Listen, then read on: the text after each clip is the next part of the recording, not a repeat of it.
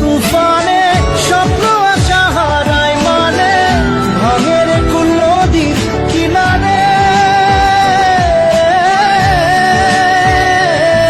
High যায় না ভোলা তবু তাকে চাই যেন সে সুখে থাকে সইবে গিয়া একাই ব্যথারে ও বন্ধু রে।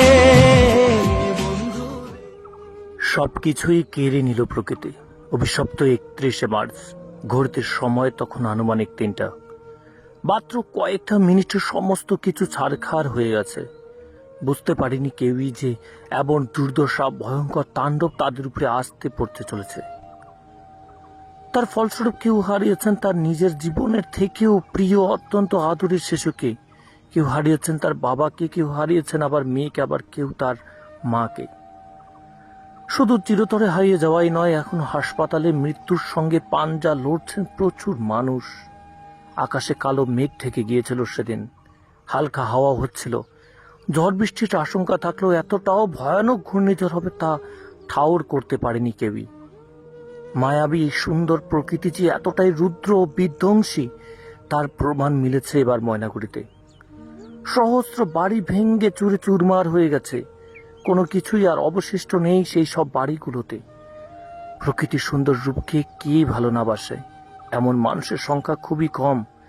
নানান সুমিষ্ট গানের সেই ভিডিও অনেকেই আপলোড করে থাকেন সোশ্যাল মিডিয়ায়। তবে সেই প্রকৃতি যে এতটাই ভয়ানক হতে পারে তার তিলে তিলে টের পাচ্ছেন এখন ময়নাগুড়ি বানেশ্বর পুটিমারি এলাকার বাসিন্দারা। জীবনের ছোট্ট ছোট্ট স্বপ্নগুলোকে নিজের চোখে ভাঙতে দেখেছে সেখানকার মানুষ। নিজের রক্ত জল খোড়া ছোট্ট ছোট্ট উপার্জনগুলোকে জমিয়ে কেউ বানিয়েছিল শখের ছোট্ট কুঠির, বাঁশের তৈরি কাঁচা দেওয়ালে নিজের স্মৃতিকে টাঙিয়ে রাখা।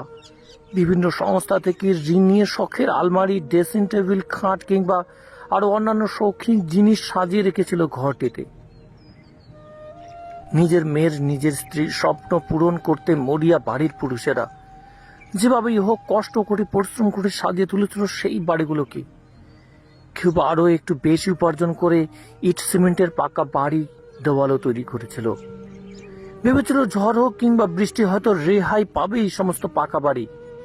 কিন্তু আর সেই আরসি পিলার কিংবা পাকা দেওয়ালের প্রকৃতির দানবীর রূপের কাছে পরাজিত হয়ে গেছে।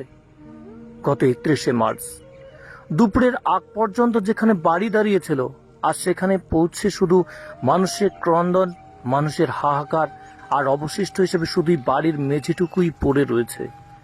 আর বাকি মানুষের চোখের ক্যামেরায় সবটুকুই শুধুমাত্র এখন পুরনো স্মৃতি মাত্র। মেয়ের বিয়ের জন্য জমানো ছিল টাকা, অলংকার, কিন্তু প্রকৃতি সেগুলোও ছাড়েনি। কোথাও চাপা পড়ে রয়েছে তা কেবল এক ঈশ্বরই জানেন। কি করে দেবেন এখন মেয়ের বিয়ে? এরকম পরিবারও রয়েছে সেখানে, জানেন আপনি? আপনি শুনলে আরো চমকে যাবেন। ঝড় চলাকালীন এক শিশুকে বাড়ি থেকে কয়েকশো মিটার দূরে গিয়ে ফেলে দেয় সেই দমকা হাওয়া, যার মধ্যে একজন জীবিত থাকলেও অপরজন এই সুন্দর পৃথিবী ত্যাগ করেছে। ওখানে পৌঁছে কার কাছে যাব, কাকি বাকি জিজ্ঞাসা করব, ভেবে কুল কিনারা পাচ্ছিলাম না। একজনের কান্না দেখে নিজের বুকটাও স্থির থাকছিল না। যাকেই পাচ্ছেন হাত পায়ে ধরে কান্না করছেন, শুধুমাত্র কাকুতি মিনতি করতে দেখা গেছে। হিসাবটা আজ মিলাতে পারছে না তারা। হাসপাতালে যে আপনজন রয়েছে তার খোঁজ নেবে, নাকি নিজের সাজানো গোছানো সেই সংসারের একটা ইট এনে সেখানে আবার গুছিয়ে রাখবে, নাকি ঘরের ছোট্ট ভাঙাচোর আলমারিটাকে গুছিয়ে রাখবে অবশিষ্টের এক কোণে। শুধু যে ঘর বাড়ি তাই নয়, পেটে নেই খাবার, ক্ষুধার জ্বালায় এত পেটে বসে আছে, কখন একটু খাবার তাদের মুখের সামনে এনে দেবে কেউ।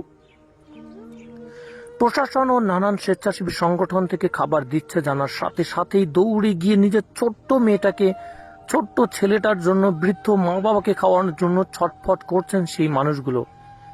ঝড়ের গতিবেগ এতটাই ছিল, এক বাড়ির ছাদ ও ঘরের ছাউনি উড়ে গেছে আরেক বাড়িতে, আবার একই তার বাড়ির সমস্ত কিছু উড়ে গেছে আরেক জায়গায়। ঘরে রাখা টাকা পয়সা, টিভি, কাগজপত্র, ছেলে মেয়ের সার্টিফিকেট, জামা কাপড় থেকে শুরু করে আর যা যা কিছু একটা বাড়িতে থাকা প্রয়োজন সবটাই উড়ে গেছে অজানা এক দেশে। বাড়ির অভিভাবকরা আজ সেই ধ্বংসস্তূপের সামনে মাথায় হাত দিয়ে বসে সারাক্ষণ কান্নাই করছেন। অনেকের কান্না করতে করতে আর চোখ দিয়ে জলই পড়ছে না তাদের। সবটাই চোখের সামনে দেখে স্থির থাকা বড়ই কঠিন। আর এই অবস্থায় একদিকে মানুষের কান্না, মানুষের কষ্ট, অন্যদিকে শুরু হচ্ছে ঝড়ের রাজনীতি।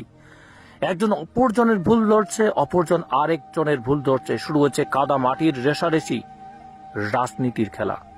তবে বিধ্বংসী ঝড়ের পরে স্থানীয়রা এবং কিছু স্বেচ্ছাসেবী মানুষ ও সংগঠন যেভাবে ঝাঁপিয়ে পড়েছে, তাদের সাহায্যে আমরা পাবলিক টিভি বাংলার পক্ষ থেকে তাদেরকে অসংখ্য কুর্নিশ জানাই।